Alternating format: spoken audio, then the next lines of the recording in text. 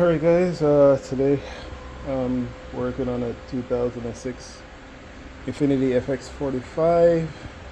I'm actually going to change the power steering rack on this. One thing I like about this car is they're so easy to change as opposed to my Maxima. It's a problem changing those things. Beautiful thing about this, we can take a look. You look straight through, the rack is on the back end, 4 bolts holding it in, pretty easy to get to, pretty easy to change. So I'm gonna do a quick video. I realize I haven't seen anybody posted a video on this, so I'm gonna get started on it. The first thing that I did, old school back in the days, learned this from a mechanic, long time ago. Prevent the steering wheel from moving. I set it straight. Slide the seat belt through the steering wheel, lock it in there, and then slide the seat backwards as tight as it can. So steering wheel will definitely be straight, so I know that I don't have no issues, and probably to break, so I wouldn't break the clock spring if the steering wheel does move. So just run it through there. You can do it with any car. It's the easiest way to do it. Put the seat belt through, lock it, slide the seat back until it gets completely tight and the steering wheel can't move. Alright, it's just a trick. I'll get this car on jack stands and I'll be ready. Alright folks, trying to get this bad boy off. So the first thing I'm going to do is take off this other tie rod end, the bolt here. As I mentioned, there are 4 bolts holding up the rack. As you can see, one is on the top right here on this side. See the other one on the bottom there. Straight across. On that side, there are 2 on the driver's side. Let me walk around to the driver's side.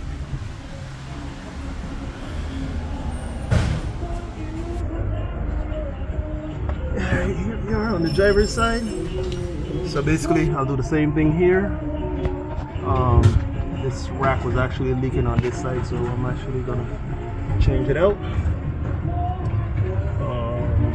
Lines that have to come off. Here's your power steering. Whoops. Realize I'm not even looking at the camera where I'm pointing to. So you just have to open this bolt. Let's see if I can find a place to put this camera. Sorry. Put the flashlight. Hopefully it stays. Get in here. So there's this bolt here for the bolt at the bottom, right here, that the light is pointed on. That's the power steering line coming in, and then there's this other line here holding on, and then there's the 12 screw that goes on to the steering column up here. There's a 12 on the back. You open that 12. You don't want to actually be shaking this. You just want to pry the rack down, because again, you're trying to keep the steering wheel as straight as possible. So I'm going to get started. Again, I'm just going to remove these bolts. And the beautiful thing is this rack can slide straight out in either direction. So that's the beautiful part of working on these cars. There's a lot of space for it. So I'm going to get started on that now, and I'll be back. Alright, it's time to open these lines. Make sure we got this ready for a second. Yeah. This is off. Okay.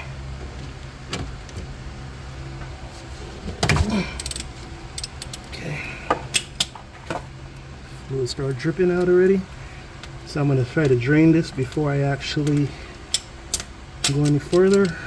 It's going to be a hot mess, but I'll get these lines open, and then I'll take the rack down.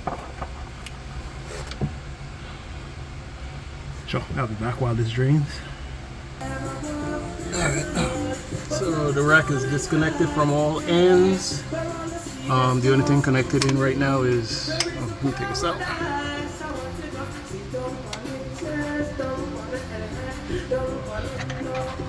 Arm is out. The only thing that's still holding is the steering column itself. So I'm just gonna try to pry it out. You know, it's kind of difficult doing this job by yourself. Not really difficult in all honesty. It's pretty okay, but if you're recording, that's a whole nother story. Trying to get the light set in the right spot. Find spot for the... Okay. A little pry bore.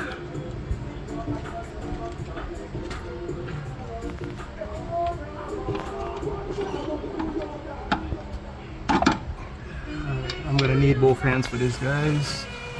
So I might have to put the camera down for a second so I can disconnect the column. Alright, if it doesn't want to, you can come on the back side and just pry the space on the back side open a little. Some of them come straight up. This one, like it's never been changed, so can't get under, so I'm just gonna go on the back side. There's a split in the middle. I'm just gonna try to separate it out a little bit more so that I can get the yoke out. Alright guys, oil rack is out. Excuse my coconuts. Alright, what I did to make sure that the other one is completely straight to match up with what I had, I lined the racks up. Actually get a level to make, well, get as close as I possibly could to make sure that they were straight, and check the ends, just about same distance all across. I mean, it's as close as I could possibly get it. The whole point is try not to break your clock spring by being off too far. So I mean, you can get it as close as possible. And what I'm going to do now is I'm going to switch. These are the old ones. I mean, it's not a new rack, but these are dead. These are mine. As you can see how stiff they are. So I'm going to transfer these onto the other one and then get the rack back in. Alright.